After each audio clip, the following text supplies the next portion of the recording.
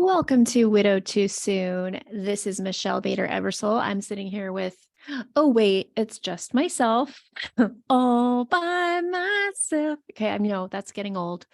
But Mark isn't able to be here today. So I am going to do a podcast by myself. And today's topic, you know what? It's not time for the topic. Let's see. What's been going on since we last podcasted?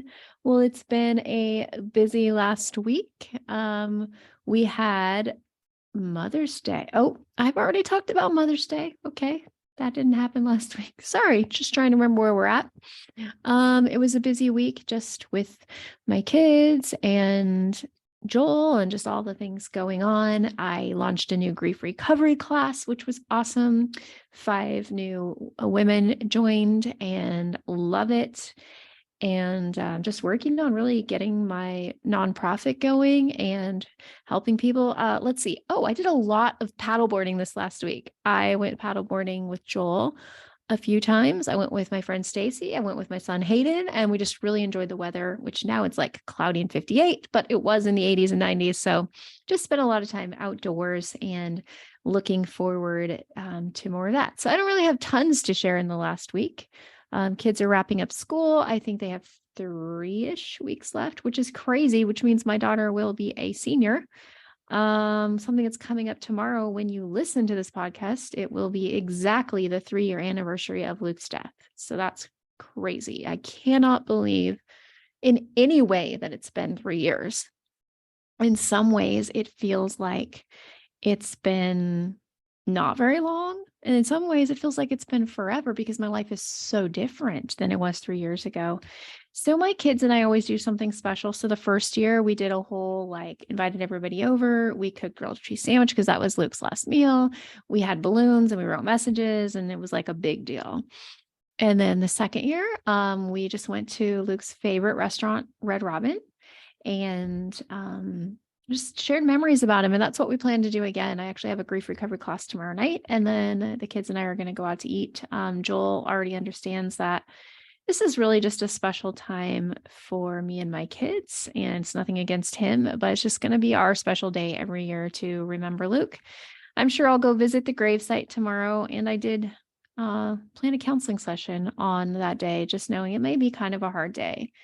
It's already been a little bit difficult because for me, the 22nd is also hard because it's like my last day that he was alive, because he died very early in the morning. Like, time of death was like 6 something a.m. and he started feeling really sick around 4 a.m. So for me, the 22nd is kind of hard, just remembering all the last time we had together. You know, we had a really special time. We even had a family hug with the dog and everything. Luke and I had our last, we called it our, well, I call it our last date. He asked me to make him a grilled cheese sandwich. We watched shows in bed, and something just told me to stay near him all day. It was weird. I look back on it now, I know it was God, just every moment. And even he would stay up really late watching TV. And that night I was like, hey, why don't you come to bed with me? Let's watch shows together. And we spent all this extra special time together. And so I think I'm kind of feeling a little grief today. It's so strange to be in 2 places at once. I'm totally happy and in love with my husband, Joel. But yet right now I am feeling a little grief, missing my husband, Luke, and remembering our last day. So anyways, just feeling a little bit right now. But what do we say? What we feel, we heal. So today the topic is, can you recover from grief? I used to think no. I was taught that you will have grief forever. And while it's true, there will be part of you that always misses the person, I don't think you have to live in that deep grief forever. I know you don't. I know that you can have life and live life abundantly. John 10:10 says I probably am quoting a little bit wrong, but we were created to have life and live life abundantly. And that's what I want for all of us, that we're not just stuck in this place I'm so sad my spouse died, I'm just waiting it out till I go to heaven and join them. That's how I felt in the beginning. But now I feel like I want to do something with my life. I want my life to matter. So I actually have, if you are watching this on YouTube, you'll see this. And if you're on the podcast, I will put a link to the YouTube so that you can watch it. I have a little PowerPoint I'm going to bring up about can you recover from grief. So let me go ahead and share my screen. Let me get back to the Zoom and be patient with me as I am doing this. And if you're listening on the podcast, just be patient. Just imagine I'm sharing my screen. Anyways, hold on. Okay, here we are. So this is a picture. If you can see this, it's a picture of Luke and my kids and myself at an Oregon Duck what's it called? Football game. That was like his favorite, right? And it was just a special day. And so I just put it as the picture. So I'm going to give you the very, very, very brief version, because if you are on my podcast, you probably know my whole story. So I'm going to give you like the cliff notes. If you want to know my whole story, go back to episode 2 and it goes in detail. Plus, if you've been a listener, this is episode 76. You have probably heard lots of it. So my husband, Luke, was diagnosed with cancer at age 26, very rare bone cancer. He was healthy. He'd been like an athlete. He was all stars. He was like amazing with everything he did. Never been sick in his life, except for like ear infections when he was a baby. Diagnosed with cancer. They didn't know how to treat it. We were devastated. We had just gotten married. And they ended up, he did chemo that didn't work. They amputated his leg and his whole life changed because of that. He was cancer-free for 13 years. He had lots of other issues in the meantime and wasn't able to work. He was on disability that entire time. And then he fell, and anyways, through a series of events, they scanned his lungs and saw that there were spots on his lungs and that it was terminal and there was nothing they could do. So we went through like, I think it was 2.5 to 3 years of treatments. He did go back to chemo. It was much harder this time because we had our 3 kids. Long story short, May 23rd, 2020, which when you're watching this, if you're watching it on the day it comes out, it's exactly 3 years. He moved to heaven. And it was quite a journey. You know, those first few months as a widow were almost impossible. If you're a new widow, listen, it's going to get better if you take steps towards recovery. I used to always just say it will get better, and it will, but you have to take some steps. Like, it's like if you get your tire gets a flat tire and you just sit there and think, oh, it's going to get better. It won't. Like, you have to do something. And just the fact that you're either watching this or listening to this means that you want it to get better. So let's first, as we're talking about can you recover from grief, let's define what is grief. Grief is the normal and natural reaction to change or loss of any kind. Grief is the response to a change in or end of any familiar pattern of behavior. Listen, any familiar pattern of behavior. And that's why our kids can be grieving. That's why kids even grieve at the end of the school year. I mean, some of them are happy, but like, oh, a pattern changed. They can grieve at the end of summer, pattern changed. They move, pattern changed. Like anything, even like from being in the womb to being born, there's grief. Like really, because we're not in the same safe, warm environment that we were in. And so that is grief. So how many people are grievers? 100%. 100%. Grief is also about mixed emotions, graduations, moves, births, loss of addictions, even death. There's all kinds. So here's a great definition too. And this is all from the Grief Recovery Institute. What is grief? The feeling of reaching out for someone who's always been there for you, only to find that when you need them one more time, they're not there.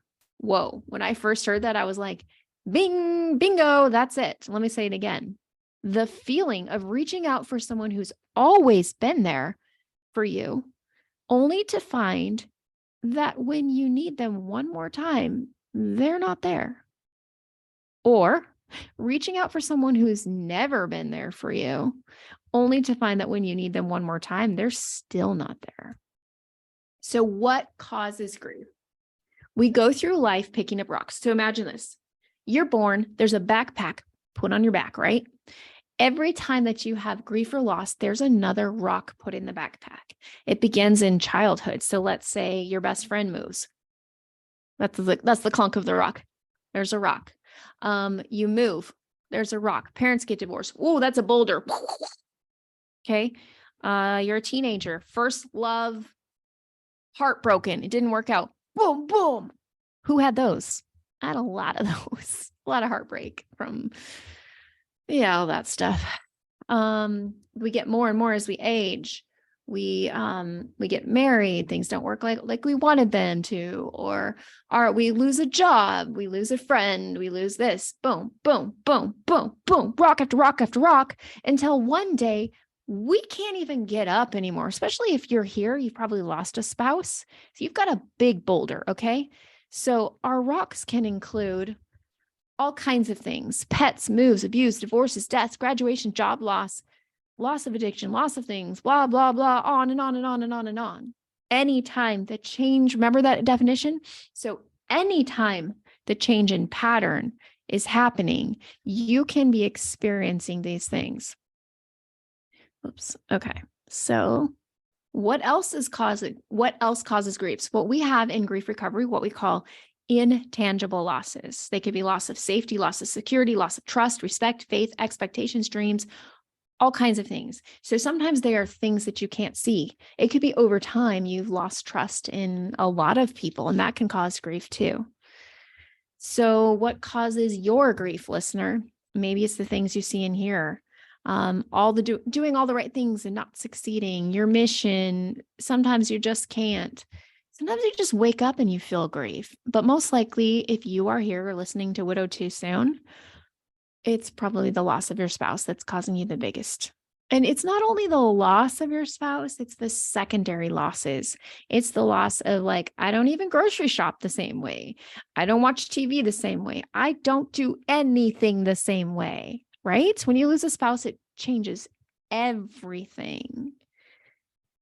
So grief is so misunderstood, okay? We are not taught, especially in the US. I can't speak to everywhere, but in the US, we are not taught how to deal with this. There's way more education on first aid than there is on grief recovery, which I'm glad there's first aid education, but I'm just saying it's not known. So here are some myths. We call them the big 6 myths in grief recovery. Don't feel bad. Replace the loss. Grieve alone. Be strong. Keep busy. Just takes time, or time heals all wounds. Well, it's not even true. Like, let me just pick a couple of these. Be strong. We're taught that, and to grieve alone, but actually we need to grieve in community. Keep busy. When you keep busy, you're just avoiding the feelings that you need to deal with. There's in grief recovery, we really go into depth about these. We also have what we call STIRBs, short-term energy relieving behavior. So this is anything that takes your mind away from the grief and the feelings and kind of numbs you. So just here's a few things: food, alcohol, shopping, violence, exercise, sleep, video games, binge watching shows. Like, there's so many things. It's anything that, there's a balance. We talked about this in one of our recent episodes.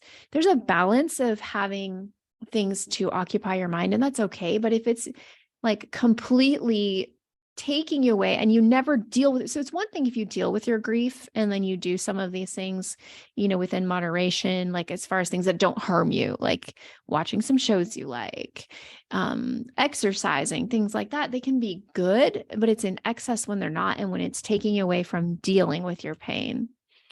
So why is grief so misunderstood? Because oftentimes, raise your hand if you're guilty, me, we say, I'm fine. What does fine really mean? Feelings inside, not expressed. I'm going to say that again. Feelings inside, not expressed. And so we're keeping these feelings inside and we're not really expressing them. Suck it up. Don't be a sissy. Don't cry, or I'll give you something to cry about. Pull up your big girl panties, on and on. Those are things we might have heard growing up. And it's not true. We actually need to feel. And kids are like sponges. They learn from us. So if you see your children doing some of the behaviors, just look at yourself. I'm not saying they always are, they may be copying what you're doing. If they don't ever express their grief, it could be. Now, it's not always. It could be that you don't express your grief. Could be. So this just talks about when kids are little, everything is fine. But when they get older, we kind of lose that. And we just say we're fine even when we're not.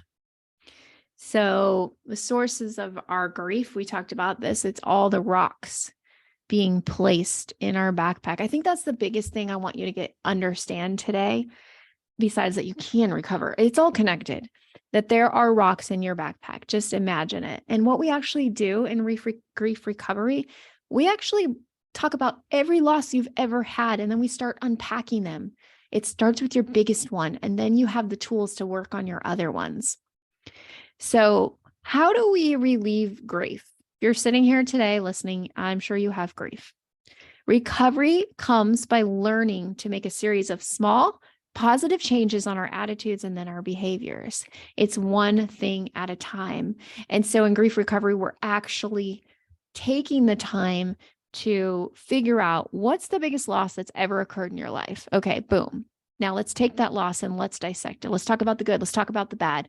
And let's get some completion in your grief. A lot of grief is because we have incomplete things. We never got to say what we wanted to say. We never got to do what we wanted to do. So in grief recovery, we actually do things. It means getting better, not healed. It's an ongoing process. Yes, we can recover from grief, but it's not like, poof, you're never going to hurt again. It comes sooner with positive actions. So this is something I didn't understand early in my grief. When I was telling everybody, like after a year, it's going to get better. It's going to get better. Because for me, it was. But I also was hearing from people who 5 years later were not any better. And I realized it wasn't just the time, it's what you do with the time. You know, taking grief classes, getting help, surrounding yourself with positive people who can lift you up, surrounding yourself with people who also get it. That's been one of my biggest helps. Like two of my best friends, they were both in my weddings, Stacy and Jess. They are also widows. And that was huge for me, having other widows to get it. It comes sooner with, this is what I was just saying, with appropriate support, getting into some kind of grief support thing. I have my grief recovery groups I'd love to have you part of. They're grief share at church. Like, get involved in a group where you're going to get support. You can also find our Widow Too Soon page that has tons of free support. Just look up Widow Too Soon on Facebook and you'll find us, and on Instagram. So here's more ways to relieve the grief we carry. Validate and acknowledge the grief and trauma. Avoid the myth statements that say, I can't imagine. Actually, Mark and I say that a lot on the podcast. Like, I can only imagine. Like, don't say that to people. Identify and name the loss. Help name the feelings. That's something we do in grief recovery too. It's like, okay, this is how I felt. I actually take out a thesaurus. I just had to say that again. Like Mark and I used to joke about thesaurus. If you don't know, you don't know. And this isn't funny, but if you do know, it's kind of funny. Take out a thesaurus and look up the word sad and think of other words that mean the same thing. So we're actually like giving feelings to everything we felt during this relationship. We give them a voice. We give you a safe place to share what you're feeling in 100% confidentiality. And we give you the tools to move forward. And we help you identify things that lead to STIRBs. Remember, those were the short-term energy relieving behaviors. So I'm going to tell you more specifically about the grief recovery method. You've probably heard it like on every episode. I have a little ad for it. I'm not just saying this because it's like I'm trying to promote this thing, but I'm saying this because I have watched it helped person after person become free. They have literally said to me, I feel lighter. This is working. And that's because it's not just sharing in a group how you're feeling. Like in the grief recovery method, we actually give you tools to help you move forward. We learn in 3 ways: seeing, hearing, and doing. Storytelling helps, gives voice to undelivered communication. We have an action-based program. So it's not just, I'm going to go to this group and I'm going to sit there and I'm going to just be in my little bubble and all that stuff. Yeah, that's easier, but I don't need easy. I just need possible, to quote Bethany Hamilton, one of my favorite quotes. It's not about being easy. It's about doing the work so that you can recover. Something specifically about grief recovery method. We've been around for 40 years, 6 continents, and it's evidence-based. They actually did some scientific testing at Kent State University and found that this is the only evidence-based program that we actually can recover from grief. So how might you get involved in this? So think about, what are your top health and wellness priority? How do they fit in with what you've learned about grief today? Like, do you want to feel better? This does affect grief, not only affects how you feel emotionally, spiritually, but it really does affect how you feel physically. So it's time. It's time to take a step. It's time to get this rock, get this boulder out of your backpack and start recovering from grief. And so, if nothing else, and this is, I do not get paid anything for this. If nothing else, go to Amazon and buy this book, The Grief Recovery Handbook. It's a purple book by John W. James and Russell Friedman. If you can't do anything else, at least get yourself the book and it's going to help you, and read the book. But if you want to take it a step further, I would love to help you with going through this either one-on-one or in a group. If you're in person, if you live in the Vancouver, Portland area, I do in-person groups. If you want one-on-one, I do one-on-one Zoom groups or in person. And if you want to be part of a group, but do it online, I do group Zooms. And so I would love to talk to you. There's a link in the show notes or right below here on YouTube where you can set up a 20-minute appointment to talk to me. And we can talk about what are your goals? What are your, like financially, how could this work for you? We do have scholarships available for widows. I'm so happy about that. Thanks to Widow Goals, my nonprofit, and the people who have generously contributed. We do have scholarships to make it possible for everybody. I don't want money to be an obstacle. If you want to be here, if you want to recover for your grief, please make an appointment. Let's talk about it, and we will find a way to make it work. I have worked with all kinds of people in all kinds of financial situations, and I just really want you to recover from grief. So to answer the podcast question, can we recover from grief?